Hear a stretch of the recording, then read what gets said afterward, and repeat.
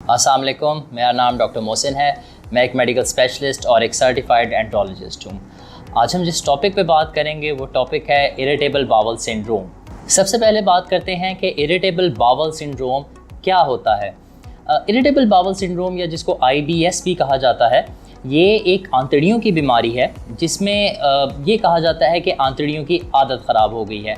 इसमें मरीज़ के जो ज़्यादातर सिम्टम्स होते हैं वो सिम्टम ये होते हैं कि पेशेंट कंप्लेन करता है कि उसके पेट में दर्द रहती है, जो कि अक्सर ही रहती है।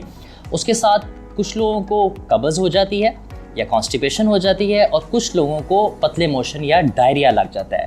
और कुछ ऐसे भी पेशेंट्स होते हैं कि जिनमें कब्ज़ और डायरिया साथ साथ चलता है पेट दर्द के। अब बात करते हैं कि क्या वजूहात हैं जिनकी वजह से किसी पेशेंट को IBS हो सकता है। देखा जाए तो IBS या इरिटेबल बावल सिंड्रोम की अभी तक कोई ख़ास वजह आइडेंटिफाई नहीं हो सकी, लेकिन कुछ एसोसिएशंस हैं जिनकी वजह से ये हो सकता है। उसमें पहली चीज़ ये है कि आंतड़ियों की एक्सेसिव कॉन्ट्रैक्शन, यानी कि आंतड़ियों की मूवमेंट बढ़ जाना। इसके अलावा कुछ आंतड़ियों के इन्फेक्शन है कि जब इन्फेक्शन होता है तो उसके बाद मरीज़ों को अक्सर IBS का मसला होने लग जाता है। इसके अलावा जो एक और बहुत इंपॉर्टेंट फैक्टर है इसके कॉज में, वो हो एंजाइटी और स्ट्रेस। अगर एंजाइटी और स्ट्रेस है तो वो भी ट्रिगर कर सकता है आपके IBS को। इसके साथ साथ कुछ फूड एलर्जीज़ हैं, जैसे कि कुछ ख़ास किस्म के फूड हैं जिनकी इंटेक से ये IBS हो सकता है। उसमें बीन्स हैं जिनको लोबिया कहा जाता है। इसके साथ साथ कुछ वेजिटेबल्स, सब्जियों के इस्तेमाल के साथ हो सकता है, और डेयरी प्रोडक्ट्स के साथ भी ये एसोसिएटेड है। अब बात करते हैं कि क्या सिम्टम्स, क्या अलामत होती हैं किसी पेशेंट के अंदर IBS की। सबसे पहली अलामत जो होती है वो होती है एब्डोमिनल पेन, यानी कि पेट का दर्द। अब ये पेट का दर्द किस तरह का होता है? ये पेट का दर्द ऐसा होता है जैसे पेट में मरोड़ उठते हैं। थोड़ी देर के लिए होता है, बहुत शदीद होता है और फिर ठीक हो जाता है। और अक्सर ये पेट का दर्द एग्रेवेट होता है, यानी कि स्टार्ट होता है खाना खाने से या स्ट्रेस और एंजाइटी से, और पेट का दर्द अक्सर ये ठीक हो जाता है मोशन करने के बाद। दूसरा इंपॉर्टेंट सिम्टम इसका है कि आपकी बावल हैबिट्स चेंज हो जाती हैं, यानी कि कभी कुछ मरीज़ों को कॉन्स्टिपेशन इसमें हो जाती है, यानी कब्ज़ हो जाती है, और कुछ मरीज़ों को लूज़ मोशन या डायरिया लग जाता है। और कुछ मरीज़ ऐसे भी होते हैं कि जिनको लूज़ मोशन और डायरिया अल्टरनेट करता है, कि कभी लूज़ मोशन हो गया और कभी डायरिया हो गया। जो IBS के अंदर डायरिया होता है उसकी कुछ स्पेसिफिक फीचर्स हैं, कि जैसे कि ये डायरिया सिर्फ दिन के टाइम होता है, रात के वक्त ये डायरिया नहीं होता। मरीज़ को कभी नींद से नहीं उठना पड़ता मोशन करने के लिए।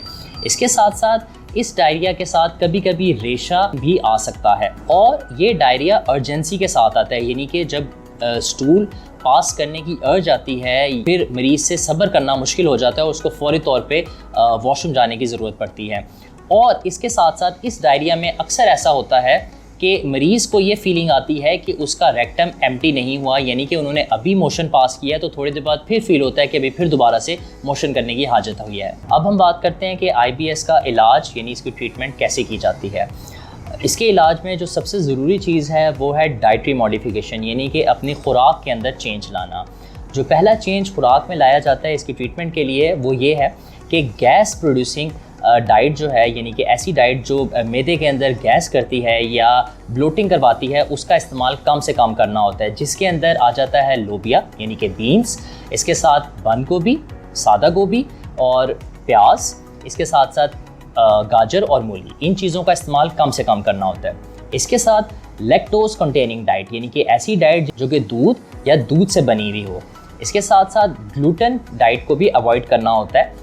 ग्लूटेन डाइट यूजुअली ऐसी डाइट होती है कि जो गंदम के अंदर या बेकरी से बनी प्रोडक्ट्स के अंदर पाया जाता है। इसके साथ साथ जो इस्पगोल है, इस्पगोल के छिलके का इस्तेमाल कसरत से किया जाता है इस बीमारी के अंदर। इसके अलावा कुछ अद्वियात भी हैं जिनसे इस बीमारी का इलाज किया जाता है। उसमें यूजुअली इसकी ट्रीटमेंट सिम्टमेटिक होती है कि अगर मरीज़ को पेट दर्द हो रहा है तो पेट दर्द की दवाई दी जाती है, अगर लूज़ मोशन आ रहे हैं, पतले पखाने आ रहे हैं तो उनको ठीक करने की दवाई दी जाती है, अगर कब्ज़ कॉन्स्टिपेशन हो रही है तो उसको ठीक करने की दवाई दी जाती है। इसके साथ साथ कुछ एंटीबायोटिक्स भी हैं जिनका अच्छा रोल है इस बीमारी के अंदर। और सबसे ज़रूरी चीज़ ये है कि इसका बहुत ज़्यादा ताल्लुक एंजाइटी और स्ट्रेस के साथ है, तो उसको ख़त्म करना बहुत ज़रूरी है इस बीमारी के इलाज के लिए। कभी कभी उसके लिए हमें अद्वियात की भी ज़रूरत पड़ती है, या उसके लिए कभी कभी काउंसलिंग सेशंस की भी ज़रूरत पड़ सकती है। आज की वीडियो में बस इतना ही। उम्मीद है हमारी इस वीडियो से आपको कुछ फ़ायदा हुआ होगा। अगर इस टॉपिक से मुतालिक आपके कुछ सवालात हैं तो आप हमें ईमेल कर सकते हैं या हमारे व्हाट्सएप नंबर पर हमसे रब्ता कर सकते हैं। अपना ख्याल रखिएगा। अल्लाह हाफ़िज़। शुक्रिया।